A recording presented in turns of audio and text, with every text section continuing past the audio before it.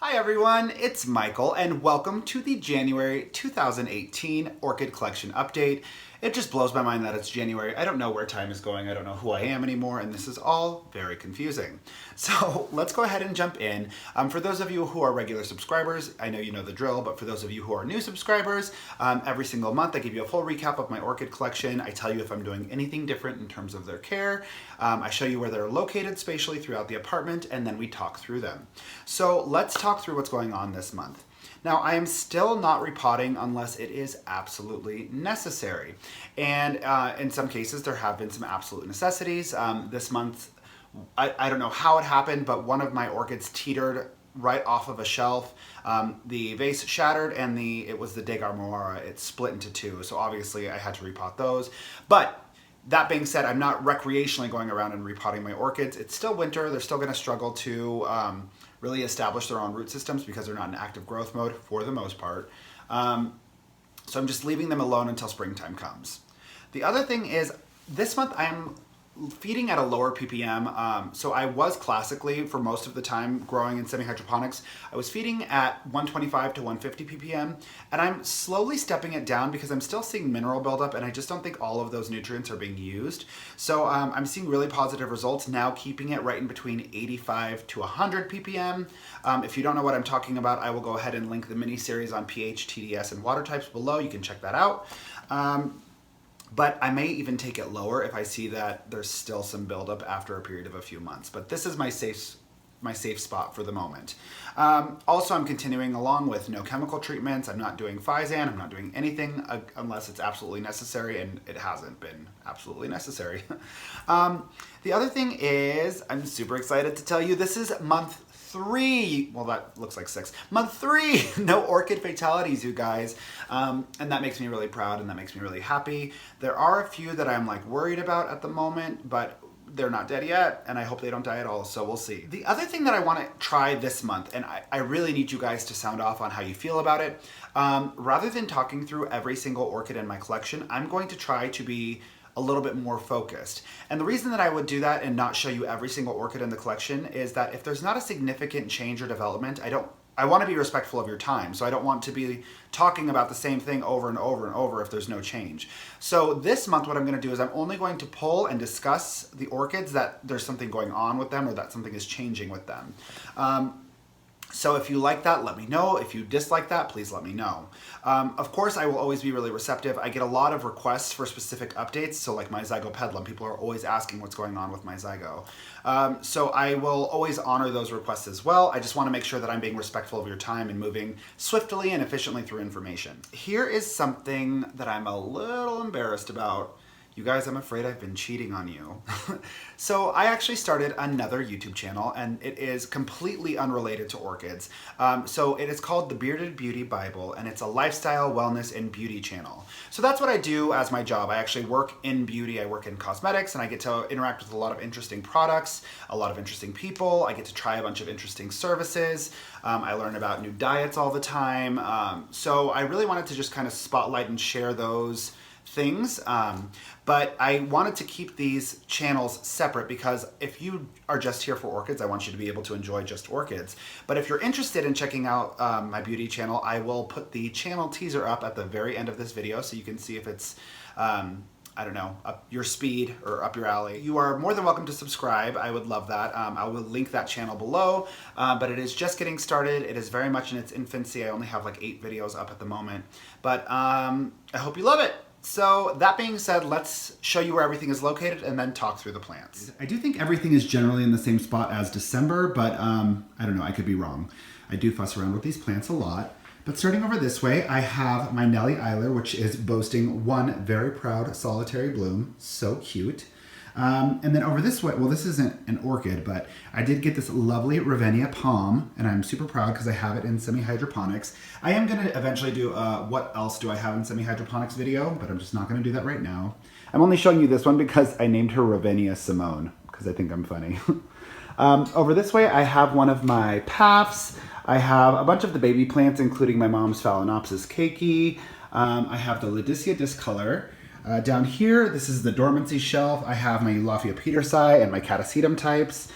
Over this way, I have, oh goodness, That is my Degar Mawara. It divided itself when it fell off of a shelf, but I'll talk to you more about that later. I've got my Bulbophyllum, I have my Aska Senda, I have my Cattleya, I also have my Epidendrum. Down here I have all of the adorable little seedlings. We'll talk through those shortly. Over here we've got my Spathoglottis, Bulbophyllum. I've got my Cattleya Purple Blue Hawaii. I also have my Dendrobium Nobile in Winter Rest. Over here I've got my Psychopsis, my Wilsonara, my Banfieldara. Up there I've got my Miltonia Sunset, another one of my Dendrobium Nobiles, Phragmipedium, Maxillaria Tenufolia, and another frag. Now, I just love showing off Phil. He's just doing his damn thing. You better go, Phil! And then over this way, we have some more. So there, of course, is the hibiscus plant, but in this corner we have some Oncidium types. Over here we have my Zygopetalum. I've got my Zygonesia up there. That is the other half of the Degar Mawara. Over here is my Alisara. We've got some Phalaenopsis. Look at my fig. Oh, it's doing so well. I think this one might actually give us fruit this year. And then over this way, guys, I got a lot of new plants, but they're not orchids, so. But this is my new fern up here. I put it in with that rubber plant and that other, what is that, a fig tree? I don't know. And then I've got more phals and more phals. So that is where everything is. Now let's talk through them. All right, you guys, so we're gonna start with number 2. This is my Yuan Gold Cattleya. You may remember I was having a lot of problem with die-off. This has not established any roots. It hasn't done much of anything. The leaves were just consistently turning yellow and dying off. And it seems like that yellowing has slowed significantly and almost even halted. You can see a little bit of yellow right at the tip of that leaf there. But what's interesting about this one is after all this time and after all this doing nothing, it has a new growth coming out right at the base right there, which gives me a lot of hope because one of the things I'm learning about semi-hydroponics is that oftentimes an adaptation will appear to be going terribly, but then a new growth will come along, it'll put down a root system and sustain the entire plant. So I'm optimistic that that is what will happen with number 2. Here's hoping. On to number 3, this is my Wilsonara Aloha Sparks. You guys know I'm always talking about how this one is just winning with its root system and how compulsively I check it for a flower spike. Well, this month, my patience and my hoping paid off because right over this way, you will see, look at this big old flower spike. You guys, I truly couldn't be more thrilled. This is the first time I am ever reblooming this. It's been in semi-hydro now since May. And it is doing so phenomenally well. I'm so excited and I can't wait to see this bloom. So now we're gonna skip from number 3 on to number 7. This is my Dendrobium Nobile. It's called To My Kids. This one has not been watered since December, since the beginning of December, in fact. And you can see I'm finally starting to see the deciduous nature of this plant. Its leaves are yellowing and starting to fall off of the old canes. And also, even though it hasn't been watered, it's putting out a brand new cane there. There's a brand new cane coming in on the opposite side, which is super, super interesting. But also what I think is surprising me is look at these green root tips. These roots weren't here a while ago. So these have developed this month, even in dormancy. I was super nervous that the dormancy in semi-hydro would leach moisture out of the root system, but that's just not the case. It's not happening. It's just continuing along just fine. And something else really odd and interesting is it's either a keiki or a bud, but it looks more like a bud to me. There's a bud coming in right here, but typically these all come out at the same time, a whole bunch of them on one cane. So it's just putting out one, which, and we'll get to my Nellie Eiler over here in a little bit, that seems to be a theme of what's happening with my orchids at the moment. They're just putting out one little flower, which is confusing, but I'll take it. I'm still holding off on resuming watering on number 7 until I see those buds everywhere. So I'm hoping that happens soon. Otherwise, I don't know what's going on. Now we're gonna move on to number 13. This is my new ID Frag. This one is concerning me. You can see I clipped back the leaf here because that was happening at the further end of the tip, and it's continuing to happen. I am not even watering with any crazy amount of nutrient solution, so I'm not sure why it's happening. It is happening. It's the oldest growth on here, and you can see that this piece right in the middle is kind of dying off all the way down to the base of the plant, which is disheartening, but I'm just gonna keep an eye on it and keep doing what I'm doing and hope for the best. I'm not quite sure why it's doing that. If you have any ideas, let me know. Over this way, I have number 16. This is my Dapper Dots Nicolasa Tavares Catasetum hybrid. So the weirdest thing, you guys, okay, so look at the new growth. You've seen this before, but the new growth seems to have halted, and then the tip of it started dying back maybe 2 weeks ago. So I'm not sure what's going on there. But then right above the other new growth that started and then died, there's a new growth. But then on this side, there's another new growth. So I don't know, I'm hoping maybe one of these is a flower spike. Maybe they're all new growths and it's just kind of, you know, I can speculate till I'm dead. I have no idea what's going on, but I'm just gonna stay tuned and watch. It's still in dormancy. It hasn't been watered since the beginning of December. I'll just have to hang in there. Now we're on to number 17. This is my Betty May Carmela Steele, Aska Senda, and the only thing that's really interesting about this guy is it is just going ape shit with its aerial roots all of a sudden. So that's, I mean, I'm thrilled about that. I think it's doing really, really well. I just don't know. I don't know. I was always optimistic and hopeful that it could just grow exclusively into the leca, but I know that's just not the nature of Vandaceous plants. But this has actually gone so well that I'm seriously considering getting a Vanda. I've wanted a Vanda, but I just don't feel like I can invest the time in watering it the way that they're supposed to be watered classically. But if I can get a Vanda to adapt to semi-hydro as successfully as I've gotten this to adapt to semi-hydro, I think it's worth a shot. Now we're on to number 18. This is, of course, the one that everyone asks about. This is the Zygopetalum that I had to help along with its conversion by cutting off all of its roots. I'll link that video below. But people are always so curious about what's going on with this guy. And he's just doing so good. My biggest concern is there's mineral buildup right here at the bottom. And I've been watering with plain distilled water to help resolve it. And it's slowly, slowly getting better. But if I take you in closer to the root system, you can see it's putting down a whole bunch of new roots, which is fabulous. And the new growths over this way are also just going nuts. So it has this new growth, which has actually gotten quite large and may potentially give me a flower spike. But on this side, it has two new growths as well. So I've got that new growth right there, and then one right next to it. So that's all good news. It's just kind of confusing. Jumping back in with number 19, this is my Bulbophyllum Ambrosia. And you guys may recall this one has given me infinite grief because nothing, and I mean nothing, was happening other than a lot of mineral buildup. So I started flushing with just plain distilled water over and over and over until it resolved. And again, nothing, nothing, nothing. But there also wasn't any shriveling of these pseudobulbs. So you can understand that I might have been really confused. But all of a sudden, out of nowhere, look at this little new guy.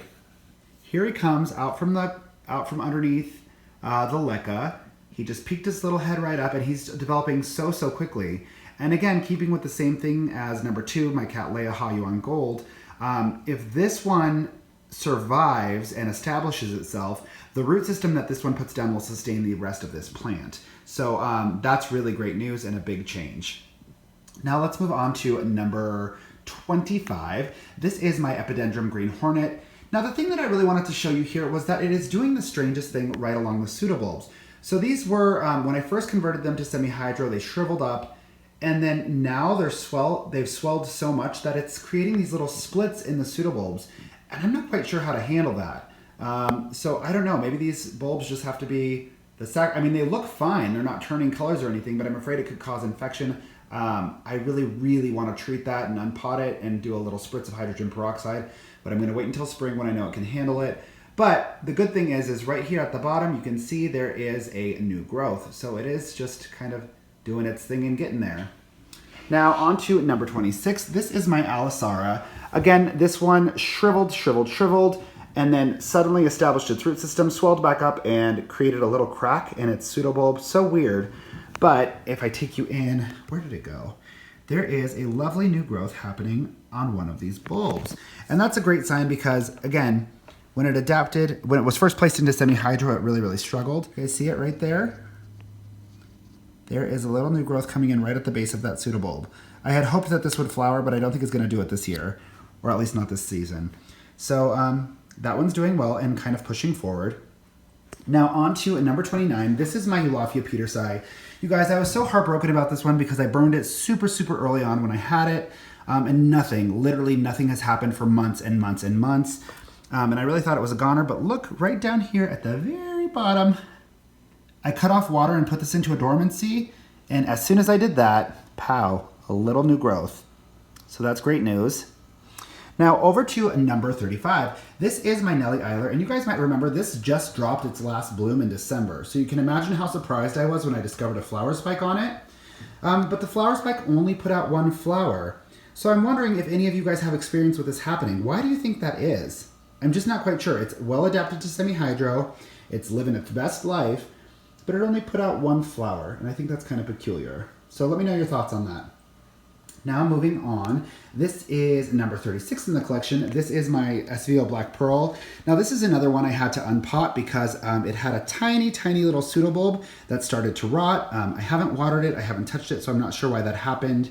I've already had to remove 2 rotting bulbs, as you might remember from this. So I'm just not sure if this is a healthy plant. It kind of concerns me, to be honest, and I'm wondering if I should quarantine it from the others. But it's finally starting to go into its dormancy, but it's definitely not doing what my Dapper Dots Catasetum is doing. It's not putting out any new growth. It's not showing me any signs of new life. It's just kind of beginning to enter its dormancy, which is quite late, I think. Now over here I have number 38. This is my no ID Phal that I was using in my urea versus urea free experiment. Now the reason that this is noteworthy is you can see it has a whole lot of new root growth, which is kind of peculiar. And there's a reason why it's peculiar, because I was preparing urea fertilizer solution, like urea-based fertilizer solution, exclusively for this plant. So at the end of last month, I got really tired of it, and I was like, you know what, I don't even care anymore. I don't think this is a conclusive urea versus urea-free experiment anyway. I need to use twin plants. I need to wait till they're fully established. So I just switched it to using the same urea-free Dynagrow formula that I'm using for the rest of my plants, and lo and behold, within the month, and I mean, again, maybe it's coincidence, but as soon as I started using their urea-free formula, look at it go. So I just thought that was noteworthy. Number 40, which is my Dagar Moara. And you can see my Dagar Moara has become 2. So again, I'm not quite sure what happened. I think maybe, I don't know, the screw that was holding in the shelf tilted a little bit, and this might have just popped off and fallen. The shelf was a little slanted when I came home, but the glass had shattered, which was really unfortunate. So I had to split this, which was problematic because this orchid was not adapted to semi-hydro and it did not want to be repotted. And you can see it's this is going to be the 3rd leaf it's lost since that happened. So it's yellowing pretty consistently, which concerns me. Also, when I take you in on the pseudobulbs, you can see, just look how shriveled they are. I don't know how much more energy they have to give to support new growth. But I'm hoping they pull through. This is number 42. This is my Spathoglottis plicata. I'll also link the video in which I had to help it adapt by removing all of its rotting root system. But this one kind of concerns me because just look at how much yellowing and browning of the tips there are. This plant has just been dropping leaves like nobody's business. So, I mean, it's a source of a lot of concern for me. But while it does that, it's establishing a healthy root system, which is good. And it's also put out, let me see if I can find it. Oh, there it is. It's also put out this little new growth right here. So I don't quite know if this one is in danger. I don't know if it's okay. I mean, the new growths seem healthy, and there is, every time you convert an orchid to semi-hydroponics, there is that die-off. But I'm just concerned that because this is a terrestrial orchid, it's really not liking semi-hydro, but as I've learned, I just need to be patient and really see this all the way to fruition before I can determine what's going on. On to number 43, we have my Encyclia tampensis seedlings.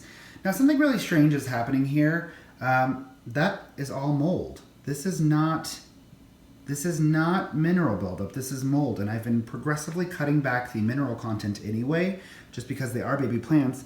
But the peculiar thing is, and I've seen this with fully established plants, sometimes you'll see a lot of white mold and it's super scary, but the plant just is adapting and its old matter is kind of rotting away, and then one day it just resolves. So I'm wondering if that's what's going to happen here, because they seem to be in generally the same health that they were before.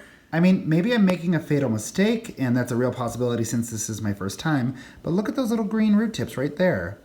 I mean, they are adapting. It's so peculiar, and that's happening with a lot of these bad boys. Like right there. It's molding, but it's also putting out new roots. So I don't know if this is to be expected. There's really no precedent for growing seedlings or little orchid flasks in semi-hydro, so this is going to be a learning experience for me and hopefully for you, so I just don't really know what's going on here, but I am going to just give it a really solid flush with water, and I don't know, hope for the best. Now, the peculiar thing is that was number 43.